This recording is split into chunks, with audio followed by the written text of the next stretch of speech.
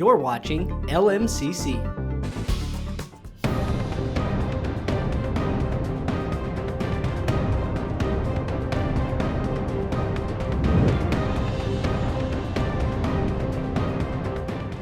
Hi, I'm Kellie Murphy-Ringate, Fire Marshal and Public Educator for the Excelsior Fire District, and welcome to First Responder TV, your local public safety source, featuring training exercises, safety tips, and much more. Here's what's coming up on First Responder TV. I'll talk about the cold hard facts about ice safety and what you need to know to stay safe. We'll spotlight the Highway 55 Corridor Coalition, who advocate for increased safety and capacity improvements along Highway 55. From the Vault, we'll revisit informative First Responder TV segments from the past. Scam Alert will give you an update on scams that have been targeting citizens in the lake area.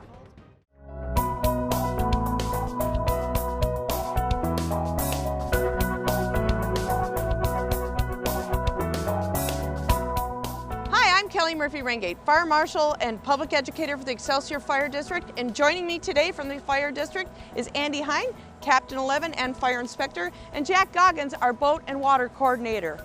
Before we get started, I want to explain what they're wearing. They're actually wearing our ice water rescue suits.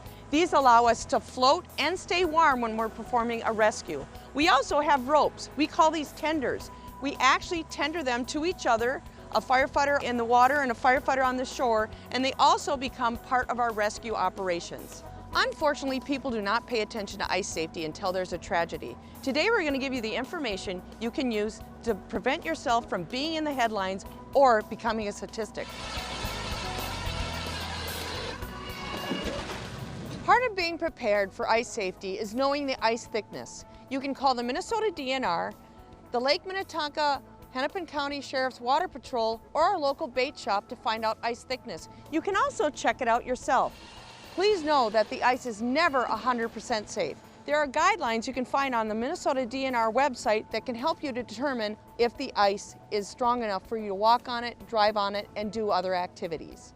How ice forms and melts determines the strength of the ice in the beginning and the end of the ice forming season. I'm going to give you a couple tidbits on how ice strength is obtained.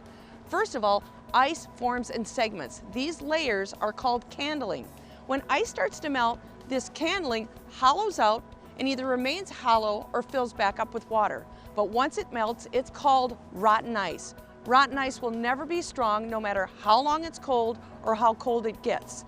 This is the honeycombing that we see at the end of the ice season. Ice also gets its strength depending on the water depth, the water purity, and how the water moves. Ice that is directly frozen in the beginning of the season before it snows is the strongest ice. Now we're going to talk about weak ice. Now remember, when ice melts, it's rotten ice, and once strength has been compromised in the ice, it's never the same. But there are other things that make ice weak. When organic materials decay, they create heat. That's why we see open ice around dock posts that are wooden. And you will also see weak ice where there's milfoil or lily pad patches underneath the ice. Other things that make the ice weak are schools of fish, water moving under the water moving over the water, and also the buckling and cracking in ice. You might see a pressure ridge out on the lake. Well, that pressure ridge is because that ice is moved, and sometimes the other side of that pressure ridge is open water. Whenever ice cracks and moves around and refreezes, it's no longer strong. Another thing that makes ice weak is when it snows. Snow acts like a blanket on the surface of the ice that insulates it and prevents or slows down the ice forming process. How to be safe and survive if you fall through the ice. First thing, remember, rotten ice is ice that's been compromised. You can tell rotten ice by slush on top of the ice, or it'll be dark gray or black, a different color. That means those layers either are hollowed out or filled with water. That's rotten ice. Before you go out on the ice, you can start preparing by always trying to have a buddy when you go out on the ice. If you have to go out on the ice alone, make sure that you let somebody on the shore know where you're going and when you expect to be back. Always have a buddy on the shoreline that you can connect with on a regular basis so somebody is watching you from the shoreline. Be prepared when you go out on the ice. Always wear a life jacket. Grab a whistle and put that around your neck. You also want to have a light or a glow stick that's activated somewhere on your upper body. My life jacket actually has a light on it that will activate when I fall into the water. You also want to have ice claws or ice picks, or just taking 2 stakes or picks and tying string around them will work. You also want these around your neck. Part of being prepared when you fall into the water or the ice is knowing what torso reflex is. Torso reflex is when your body is hit by cold water, either at the chest or the face. You automatically open your mouth and gasp for air. If you're already in the water, you can actually swallow some of that water. But if you understand what this is, it'll help you prepare to not panic and get your bearings when you fall through the ice. When you fall through the ice, remember torso reflex. This is when the cold water hits your chest and you gasp for air. One other thing to remember, when you fall into the ice, your clothing can become very heavy or actually fill with water and make you more buoyant. You are going to be disorientated and panicked. Get your bearings about you, and as soon as you get your bearings about you, yell for help. Help! And use your whistle. You want to swim to the water's edge. Remember to call and yell for help with a deep voice. You don't want people to think it's kids playing on the ice. As you get to that ice ledge, you want to grab your picks from around your neck. You want to stab them into the ice as you're kicking to get out. Slowly roll yourself up on the ice.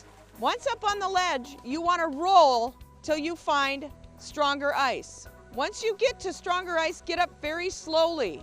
Once you stand up, walk immediately to shore. Take the same pathway because you know that's the pathway with the strong ice.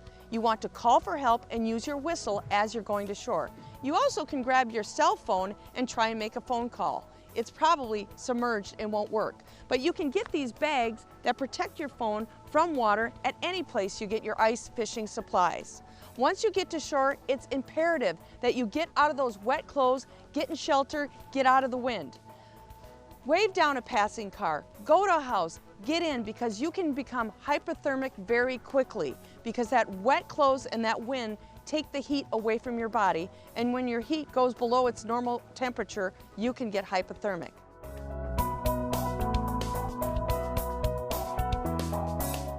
I would like to thank Andy and Jack for coming out today and helping us with this segment. We also want to give a special thank you to Tonka Bay Marina in Tonka Bay.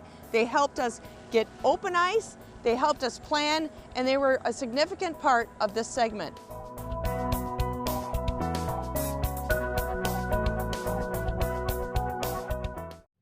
When we come back, we'll introduce you to the Highway 55 Corridor Coalition. More First Responder TV right after this. Have you ever helped a fellow veteran? Of course. Yes. Have you ever asked for help yourself? It's always tough, right? I always feel like I can solve my own problems, but eventually, you just can't deal with it on your own. And you start to question, maybe people would be better off without me. When you realize that you're not alone, once you take that first step, there's so much support.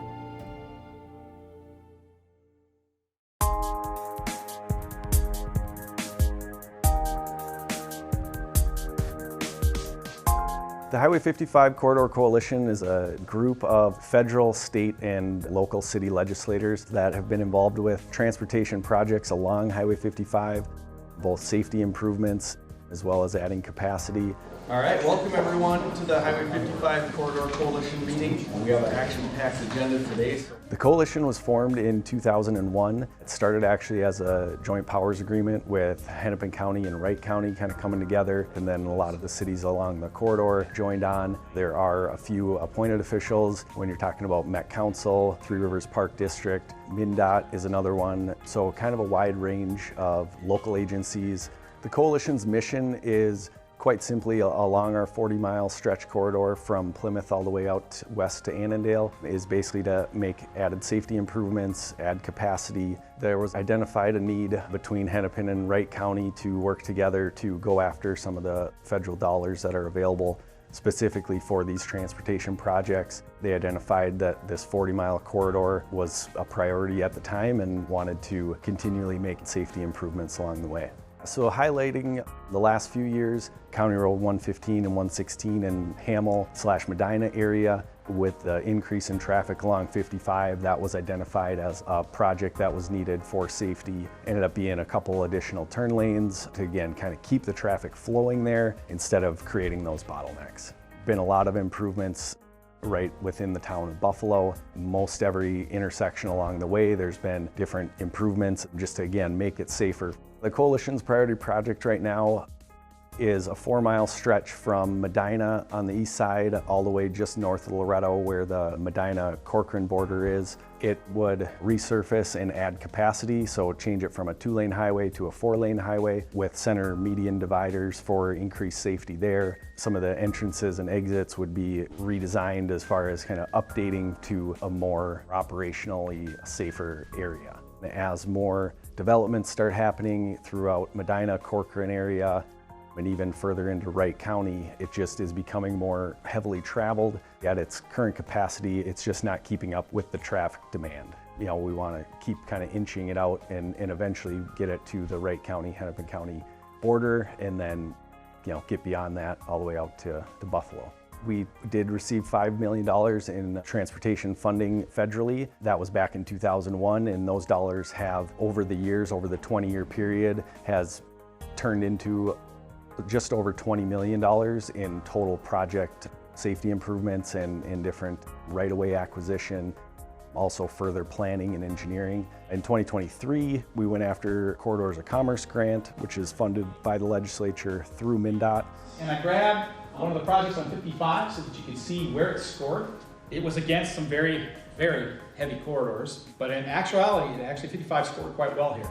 We were unsuccessful. Our project finished 7th in our category, and the top 4 projects got funded. So hopefully, you know, we can go in on that again in 2025. Coming up for 2024, we'll probably be going in on both some planning dollars and also some construction cost dollars, which would likely be through a bonding bill in this next 2024 legislative session. Anybody along the coalition that's interested in joining, you can go to our website at highway55.org. Some different opportunities there to get more involved. It's kind of that grassroots campaign that is then able to kind of highlight these projects and then actually get them on a future plan or, you know, funded either through the state legislature or other federal or state grants. I appreciate everybody coming out. You know, again, we'll continue working on this and try to keep moving it forward and see where we can find some dollars. So. It's just a matter of kind of everybody working together to try to enhance the roadway.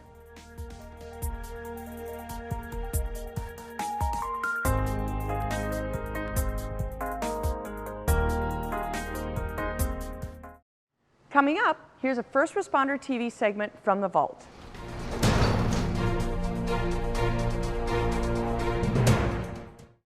Your best chance to stay safe after a snowstorm is to know the special rules of the road. Joe Lugowski from Shorewood Public Works and Excelsior Fire District firefighter gives us some important snowplow safety tips on Safety Source.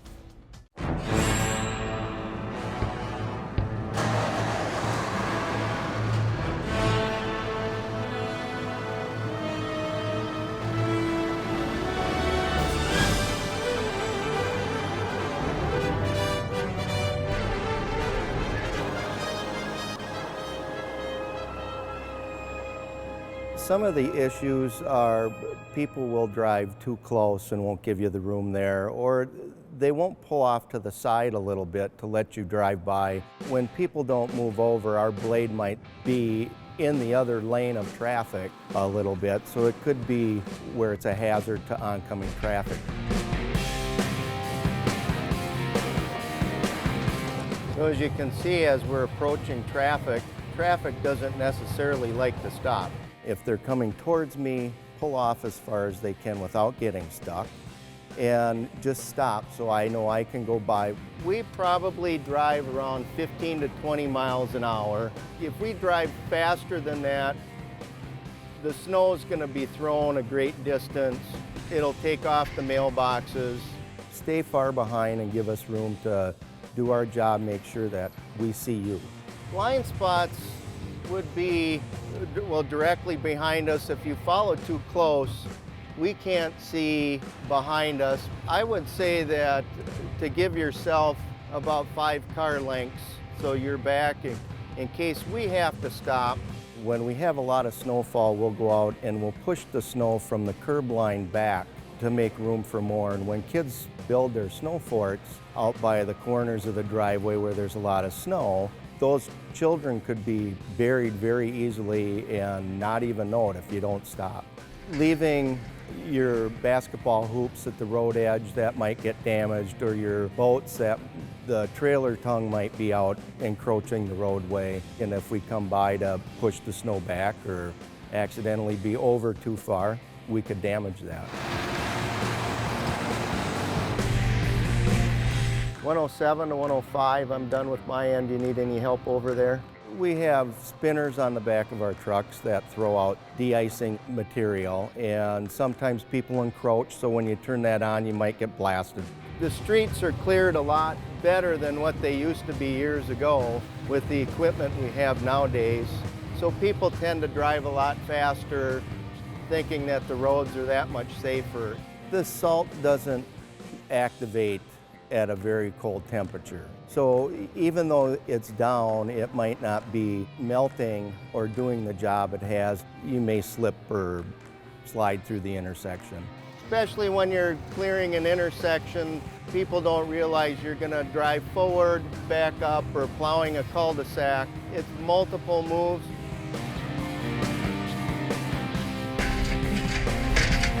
You can't see when you're close. You can't see the vehicle behind you, and you just need to give us room to do our job.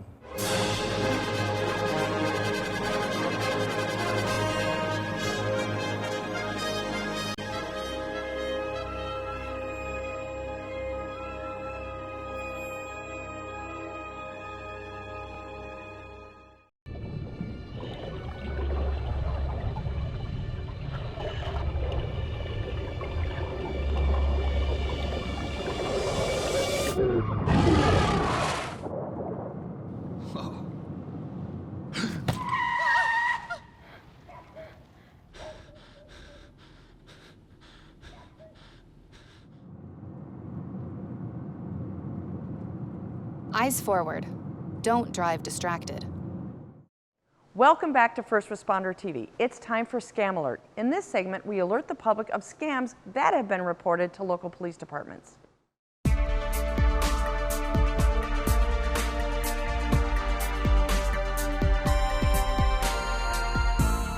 On Facebook, the Wayzata Police Department posted that residents are receiving phone calls and voicemails from individuals claiming to be Wayzata police officers.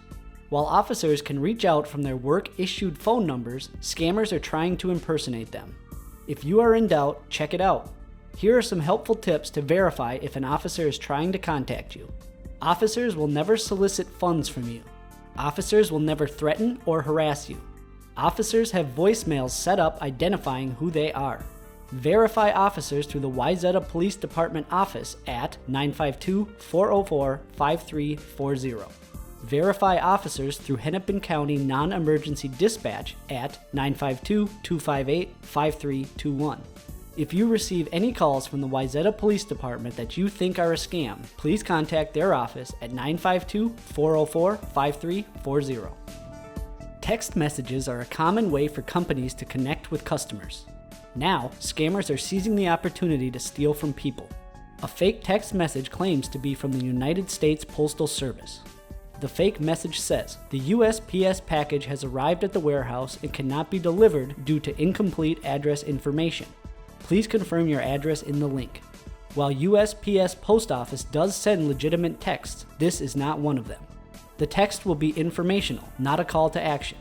USPS will not present a do this or else situation, nor will it reach out about unclaimed packages. USPS will not send customers text messages or emails without a customer first requesting the service with a tracking number. USPS said they do not send links via a text message. To report USPS-related smishing, send an email to spam@uspis.gov. Provide your name in the email and also attach a screenshot of the text message showing the phone number of the sender and the date sent. Include any relevant details in your email. For example, if you clicked the link, if you lost money, or if you provided any personal information. Forward the smishing text message to 7726.